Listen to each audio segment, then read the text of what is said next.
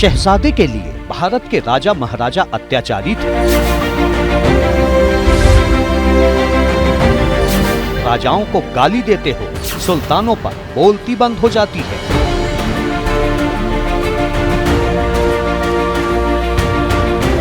कर्नाटक में चुनाव प्रचार करने पहुंचे प्रधानमंत्री मोदी ने इसी अंदाज में कांग्रेस को घेरा। खासतौर से राहुल गांधी पर जबरदस्त अटैक करते हुए कांग्रेस पर राजाओं महाराजाओं के अपमान का इल्जाम लगाया। कांग्रेस के शहजादे एक बयान से पूरे देश में हंगामा हो रहा है। शहजादे का कहना है कि हजारों वर्षों से राजा महाराजा हमारे देश में हुए, वे सब अत्याचारी थे, लूट लेते थे। कांग्रेस का मकसद यही था कि छत्रपति शिवाजी महाराज, महाराणा प्रताप ऐसे महान योद्धाओं का इतिहास अगली पीढ़ी को पता न चले। पीएम मोदी ने कर्नाटक में तूफानी प्रचार किया। एक के बाद एक 4 रैलियां की। पहली रैली में बेलगावी पहुंचे तो राहुल गांधी निशाने पर थे।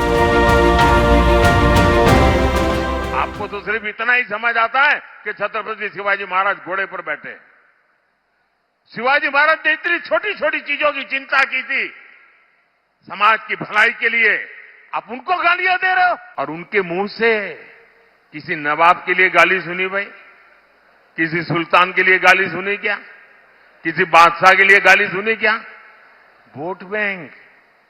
लोग पूछ रहे हैं कि कांग्रेस तुष्टीकरण के लिए और कितना पतन होगा, लोग पूछ रहे हैं। पीएम मोदी यही नहीं रुके। राजाओं महाराजाओं को लेकर बयान पर राहुल गांधी को तो घेरा ही, कांग्रेस को औरंगजेब का इतिहास भी याद दिलाया। हमारे राजा महाराजाओं का योगदान शहजादे को अत्याचारी लगता है? आप ऐसे लोगों को माफ कर सकते हो भाई? कर्नाटक सहित पूरा देश का इतिहास है जहां नवाबों ने, सुल्तानों ने, बादशाहों ने आम नागरिकों पर घोर जुल्म किया, अत्याचार किए हैं। ऐसे सुल्तानों ने हमारे मंदिरों को, हमारे तीर्थों को लूटा, उन्हें तबाह किया। लेकिन शाहजादे ने उनको तो क्लीन चिट दे दी और सभी राजाओं महाराजाओं को अत्याचारी घोषित कर दिया। देश को बांटने का कांग्रेस का प्रयास खतरनाक है साथियों, इनसे बचने की जरूरत है। दूसरा दौर बीतने के साथ ही जिस तरह से प्रचार में राजा महाराजा और नवाबों से लेकर औरंगजेब तक की एंट्री हो चुकी है, उससे साफ है कि तीसरे दौर में भी धार्मिक ध्रुवीकरण के जरिए वोटरों को साधने की पूरी तैयारी है। लेकिन सवाल ये है कि राहुल गांधी ने ऐसा क्या कहा था जिसे बीजेपी राजा महाराजाओं के अपमान से जोड़ रही है? राजाओं महाराजाओं का राज था, जो भी वो चाहते थे कर देते थे। किसी की जमीन चाहिए होती थी, उठा के ले जाते थे।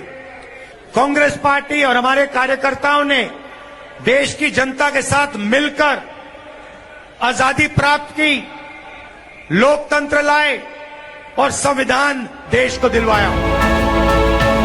राहुल गांधी ने कर्नाटक के बेल्लारी में रैली की थी, जिसमें राजा महाराजाओं का जिक्र कर बीजेपी पर निशाना साधा।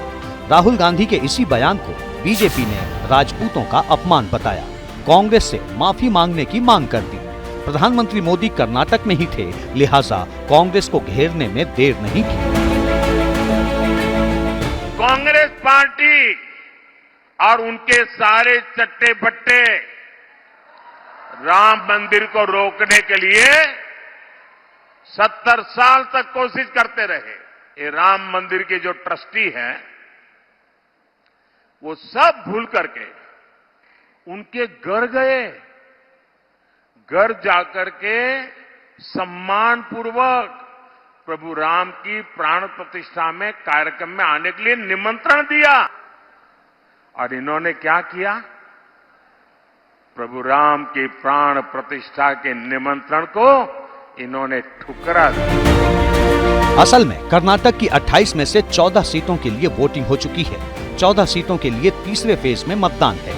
इन सीटों पर कांग्रेस और बीजेपी के बीच डायरेक्ट फाइट है।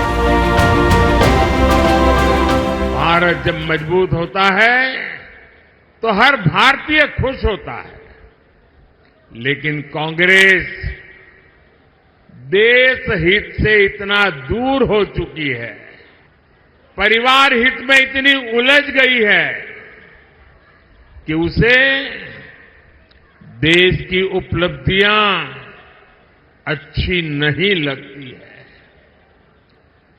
भारत की हर सफलता पर उनको शर्म आने लगी है।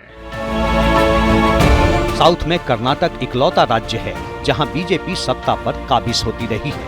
2019 में बीजेपी को दक्षिण के राज्यों में 30 सीटें मिली थी, जिनमें 25 सीटें सिर्फ कर्नाटक से थी। लेकिन 2019 में कर्नाटक की 28 में से 25 सीटें जीतने वाली बीजेपी को इस बार कड़े मुकाबले का सामना करना पड़ सकता है। कर्नाटक में बीजेपी का जेडीएस के साथ चुनावी समझौता है।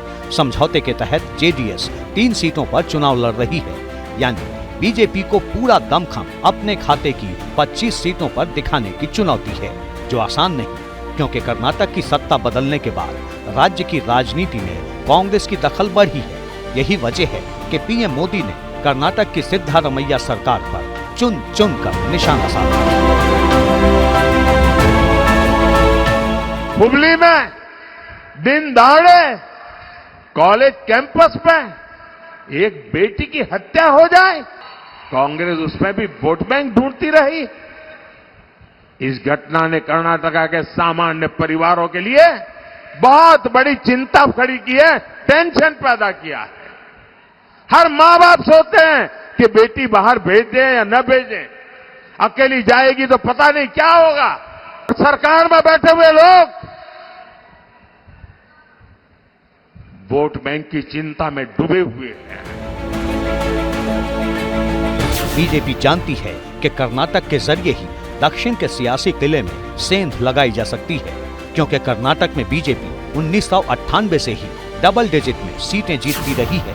वहीं दूसरी ओर कांग्रेस ने 1998 के बाद कर्नाटक में 9 सीटों से ज्यादा कभी हासिल नहीं की। वैसे असल नतीजे क्या होते हैं ये तो 4 जून को ही पता चलेगा, पर इतना जरूर है कि 7 मई तक कर्नाटक में जुबानी जंग और तेज होगा।